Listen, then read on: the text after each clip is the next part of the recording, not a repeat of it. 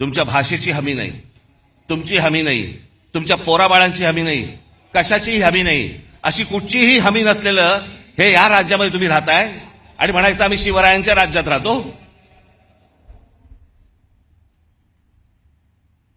हवे होते असते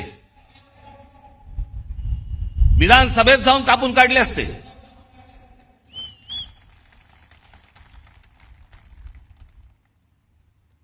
पण आम्हाला माहितीच नाही. राज ठाकरे जेव्हा सांगणार आकडे त्यावेळेला आम्हाला कळणार, कारण आम्ही कशात गुंतलोय, आम्ही इंस्टाग्राममध्ये गुंतलोय.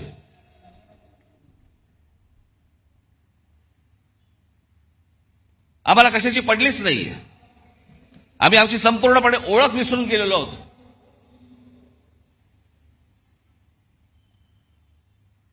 मी आज एक मुद्दा म्हणून एक गोष्ट तुमच्यासाठी आणलेली आहे.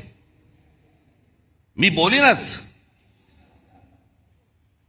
पण त्याच्यानंतर तुमच्या लक्षात येईल तुम्ही कोण आहात,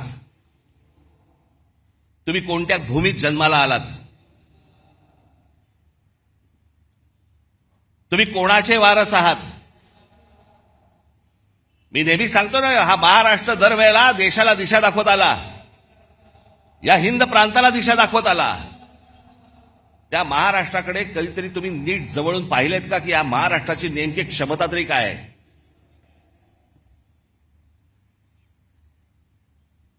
हजारो माणसं आहेत. मी थोडक्यात काही माणसं तुमच्या समोर आणलीत. फक्त महाराष्ट्राची तुम्ही फक्त परंपरा, महाराष्ट्राचा फक्त इतिहास फक्त तुम्ही फक्त बघून घ्या. मी फक्त तुमच्यासमोर नावं वाचणार आहे.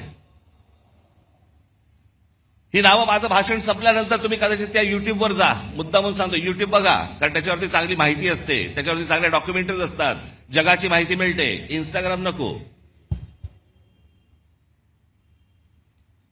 मी तुम्हाला आता फक्त काही माणसं तुम्हाला समोर वाचून दाखवणार आहेत, जे आपण विसरलेलो आहोत. आपल्या महाराष्ट्राची ताकद आपण विसरलेलो आहोत.